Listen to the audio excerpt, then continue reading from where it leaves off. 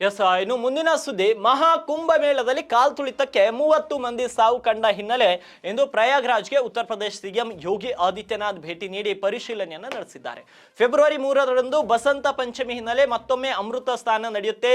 ಈ ಹಿನ್ನೆಲೆ ಯೋಗಿ ಆದಿತ್ಯನಾಥ್ ತಯಾರಿಯನ್ನು ಪರಿಶೀಲಿಸಿದ್ದಾರೆ. ಫೆಬ್ರವರಿ 1ರಂದು 50ಕ್ಕೂ ಹೆಚ್ಚು ದೇಶಗಳ ಉಪಾಧ್ಯಕ್ಷರು ರಾಯಭಾರಿಗಳು ಆಗಮಿಸಲಿದ್ದಾರೆ. ಫೆಬ್ರವರಿ 5ರಂದು ಪ್ರಧಾನಿ ನರೇಂದ್ರ ಮೋದಿ ಕೂಡ ತ್ರಿವೇಣಿ ಸಂಗಮದಲ್ಲಿ ಸ್ನಾನ ಮಾಡಲಿದ್ದಾರೆ. ಈ ಹಿನ್ನೆಲೆ ಯಾವುದೇ ಸಮಸ್ಯೆ ಆಗದಂತೆ ಎಚ್ಚರಿಕೆ ವಹಿಸುವ ಸಲುವಾಗಿ ಯೋಗಿ ಖುದ್ದು ಪ್ರಯಾಗ್ರಾಜ್ಗೆ ತೆರಳಿ ವ್ಯವಸ್ಥೆಗಳ ಪರಿಶೀಲನೆಯನ್ನ ನಡೆಸಲಿದ್ದಾರೆ. ಮಹಾಕುಂಭಮೇಳದಲ್ಲಿ ಸಂಭವಿಸಿದ ಕಾಲ್ತುಳಿತ ಘಟನೆ ಬಗ್ಗೆ ಭಾರೀ ಬೇಸರ ವ್ಯಕ್ತಪಡಿಸಿದ ಯುಪಿ ಸಿಎಂ ಯೋಗಿ ಅವರು ಘಟನೆಯ ಬಗ್ಗೆ ನ್ಯಾಯಾಂಗ ತನಿಖೆಗೆ ಆದೇಶವನ್ನು ನೀಡಿದ್ದಾರೆ. ಅದರೊಂದಿಗೆ ಪ್ರಯಾಗ್ರಾಜ್ನಲ್ಲಿ ನಡೆದ ಘಟನೆಯಲ್ಲಿ ಒಟ್ಟು 30 ಮಂದಿ ಸಾವು ಕಂಡಿದ್ದು ಖಚಿತಪಡಿಸಿದ್ದು 60 ಮಂದಿ ಗಾಯಗೊಂಡಿದ್ದಾರೆ ಅಂತ ತಿಳಿಸಿದ್ದಾರೆ. ಕಾಲ್ತುಳಿತದಲ್ಲಿ ಮೃತಪಟ್ಟ ಕುಟುಂಬಗಳಿಗೆ ತಲಾ 25 ಲಕ್ಷ ರೂಪಾಯಿಯನ್ನ ಘೋಷಿಸಲಾಗಿದೆ. ಆದರೆ ಕಾಲ್ತುಳಿತಕ್ಕೆ ಅಲ್ಲಿ ನೂರಾರು ಕಾರಣಗಳಿರಬಹುದು. 1-2 ಜನ ಅಲ್ಲಿ ಏನು ಸೇರಿಲ್ಲ, ಸುಮಾರು 10 ಕೋಟಿ ಜನರು ಆ ಒಂದು ದಿನ ಸೇರಿರ್ತಾರೆ. ಅಂದರೆ ಈ Pakistan, Sri Lanka, Bangladesh, Nepal, Canada, New Zealand, Australia ಇಂತಹ ದೇಶಗಳು ಒಂದು 10 ದೇಶಗಳಾದರೂ ಕೂಡ ಎಷ್ಟು ಜನಸಂಖ್ಯೆ ಇರುತ್ತೋ ಕೇವಲ ಮಹಾಕುಂಭದಲ್ಲಿ ಅಷ್ಟೊಂದು ಜನಸಂಖ್ಯೆ ಇತ್ತು ಆ ಒಂದು ದಿನ, ಮಾನ್ವಿ ಅಮಾವಾಸ್ಯೆ ದಿನ. ಆ ಸಂದರ್ಭದಲ್ಲಿ ಯಾರೋ ಮಾಡಿದ ಒಂದು ಸಣ್ಣ ಎಡವಟ್ಟಿನಿಂದ 30 ಮಂದಿ ಅಸು ನೀಗಿದ್ದಾರೆ. ದೇವರು ಅವರ ಆತ್ಮಕ್ಕೆ ಶಾಂತಿಯನ್ನು ನೀಡಲಿ.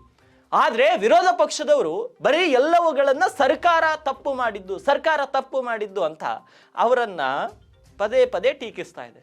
ನಿಮಗೆ ಕುಂಭಮೇಳದಲ್ಲಿ ಮುಳುಗಿದ್ರೆ ಪಾಪ ಪರಿಹಾರ ಆಗುತ್ತಾ, ಬಡತನ ನಿರ್ಮೂಲನೆ ಆಗುತ್ತೆ ಅನ್ನೋ ನೀವುಗಳು ಅವರು ವ್ಯವಸ್ಥೆ ಸರಿ ಮಾಡಿಲ್ಲ, ಅದು ಸರಿ ಮಾಡಿಲ್ಲ ಅಂತ ಹೇಳೋ ಬದಲು ಅಲ್ಲಿ ಅಷ್ಟೊಂದು ಜನ ಬರ್ತಿದ್ದಾರೆ, ನಮಗೂ ಕೆಲವರು ಮತದಾರರಿದ್ದಾರೆ, ನಾವು ನಿಮಗೆ ದೇವರ ಮೇಲೆ ನಂಬಿಕೆ ಇಲ್ಲದೆ ಹೋದರೂ ಕೂಡ ಭಕ್ತರ ಆಗಮನಕ್ಕಾಗಿ ಆದರೂ ನೀವು ಏನಾದರೂ ವ್ಯವಸ್ಥೆಯನ್ನು ಮಾಡ್ಬೋದಾಗಿತ್ತಲ್ಲ ವಿರೋಧ ಪಕ್ಷದವರು.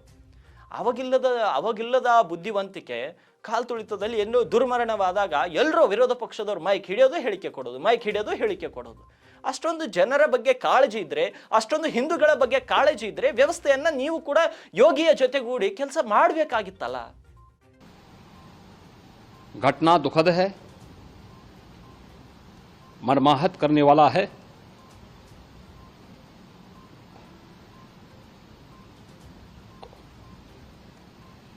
उन सभी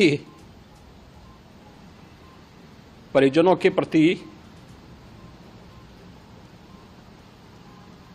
हमारी पूरी संवेदना है. हम लोग रात्रि से ही लगातार प्रशासन के संपर्क में हैं. मेला प्राधिकरण, पुलिस प्रशासन, एनडीआरएफ, एसडीआरएफ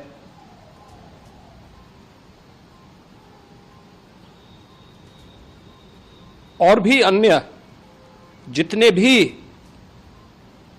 व्यवस्थाएं हो सकती थी उन सबको वहां पर तैनात किया गया है. ಇವಾಗಿದ್ವು ಇವತ್ತಿನ ಪ್ರೈಮ್ ಟೈಮ್ನ ಪ್ರಮುಖ ಸುದ್ದಿಗಳು. ಮತ್ತೆ ನಾಳೆ ಭೇಟಿ ಆಗ್ತೀನಿ ಪ್ರೈಮ್ ಟೈಮ್ನಲ್ಲಿ ಮತ್ತಷ್ಟು ದೇಶ, ರಾಜ್ಯ, ವಿದೇಶದ ಸುದ್ದಿಗಳನ್ನು ನಿಮ್ಮ ಮುಂದಿಡುವಂಥ ಪ್ರಯತ್ನವನ್ನು ಮಾಡ್ತೇನೆ.